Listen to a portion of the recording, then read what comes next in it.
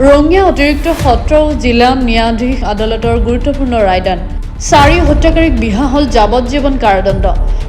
ৰঙিয়াৰ বালিখতৰ ৰাতুল বৈশ্যৰ হত্যাকাৰী বঞ্জিত বৈশ্য বসন্ত বৈশ্য সুৰেন বৈশ্য আৰু তিলক বৈশ্যক সাক্ষী প্ৰমাণৰ ভিত্তিত দোষী সাব্যস্ত কৰি যাৱজ্জীৱন কাৰাদণ্ডৰে দণ্ডিত কৰে ন্যায়াধীশ মুকুল চেতিয়াৰ বিশেষ আদালতে 2006 চনৰ 13 মেৰ সন্ধিয়া 7:30 বজাত ৰাতুল বৈশ্যৰ ঘৰত প্ৰৱেশ কৰি ৰাতুল বৈশ্যক দুৰ্বৃত্তৰ দলটোৱে চোকা অস্ত্ৰ জাঠি জোং লৈ হানি খুচি নৃশংসভাৱে হত্যা কৰিছিল ৰাজ্য জোকাৰি যোৱা হত্যাকাণ্ডত জড়িত আছিল 5জন হত্যাকাৰী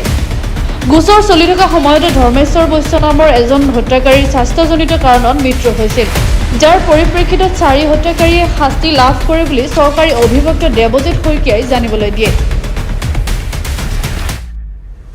আজি ৰঙিয়াৰ মহামান্য অতিৰিক্ত সত্ৰ ন্যায়াধীশ আদালত মুকুল চেতিয়াৰ আদালতে 4জন অপৰাধী ক্ৰমে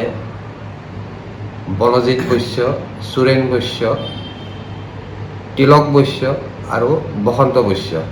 এই 4জন অপৰাধীৰ দোষী সাব্যস্ত কৰে আৰু তেওঁলোকৰ বিৰুদ্ধে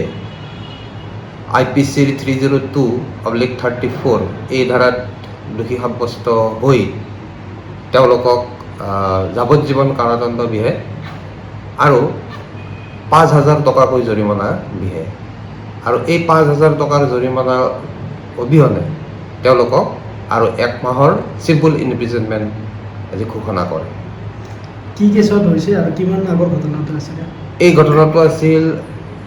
2006 চনৰ ঘটনা ইনফৰমেণ্ট হৰিচৰণ বৈশ্যই এই গোচৰটো দাখিল কৰিছিলে আৰু আজি মহামান্য আদালতে এই 4জন অপৰাধীৰ বিৰুদ্ধে চেণ্টেন্স হেয়াৰিঙৰ ওপৰত আজি হেয়াৰিং আজি আদালতে ল'লে দুপক্ষৰ শুনানি গ্ৰহণ কৰিলে আৰু দুপক্ষৰ শুনানি গ্ৰহণ কৰাৰ অন্তত তেওঁলোকৰ বিৰুদ্ধে